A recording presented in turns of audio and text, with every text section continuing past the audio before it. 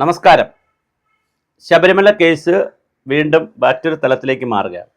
4ാം ഘട്ടത്തിലേക്ക് കയറുകയാണ്. 4 ഘട്ടമായിട്ടാണ് ശബരിമല കേസിനെ അവർ തിരിച്ചിരിക്കുന്നത്. 1998 മുതൽ 2025 വരെയുള്ള 26 ആയല്ലേ ഉള്ളൂ, 25 വരെയുള്ള കാലഘട്ടത്തെ 27 വർഷത്തെ പല ഘട്ടങ്ങളായി തിരിച്ചുകൊണ്ട് 7 വർഷം വീതമുള്ള 7, 7, 14, 7, 21 പോയിട്ട് 26 വർഷം അങ്ങനെ തിരിച്ചുകൊണ്ടുള്ള വിവിധ ഘട്ടങ്ങളായി തിരിച്ചുകൊണ്ടുള്ള ഒരു അന്വേഷണമാണ് നടക്കുന്നത്.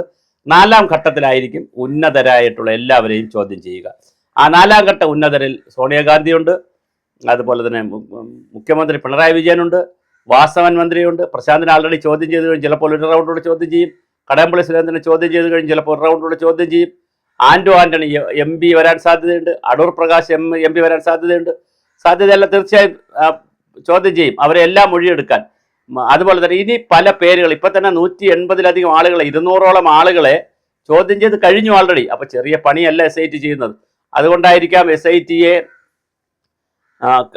ഹൈക്കോടതി വിശ്വാസത്തിലെടുത്ത് മുന്നോട്ട് പോകുന്നത്. പക്ഷെ അപ്പോഴും ഒരു ചെറിയ പ്രശ്നമുള്ളത്, നമ്മൾ പുറത്തുനിന്ന് കാണുന്നതാണ്, അല്ല നമ്മൾ കോടതിയുടെ നോട്ടീസുകളോ കോടതിയിലെ എൻട്രിക്കസിയോ അല്ലെ അതിനകത്തുള്ള രേഖകളൊന്നും നമ്മൾ കാണുന്നില്ല. അപ്പം നമുക്ക് വളരെ പരിമിതമായ വിവരമാണ് ഇതിനകത്ത് കിട്ടുന്നത്. മറ്റ് സാധാരണ കേസാണെങ്കിൽ കുറേ കൂടെ വിവരങ്ങൾ പുറത്തു വരും.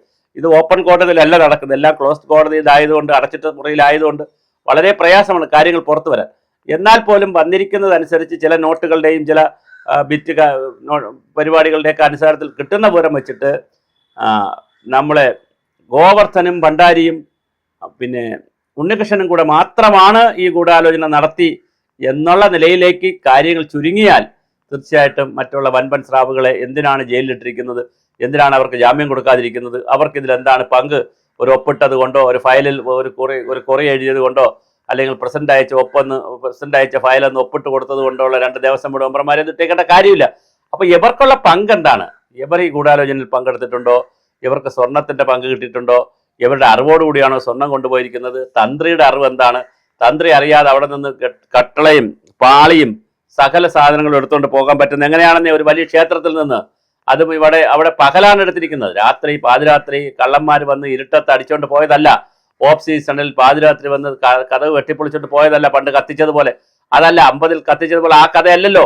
അവിടെ ശരിക്കും പറഞ്ഞാൽ പകല് വന്ന് ഇത് ഔപചാരികമായിട്ടാണ് എടുത്തുകൊണ്ട് പോയിരിക്കുന്നത്.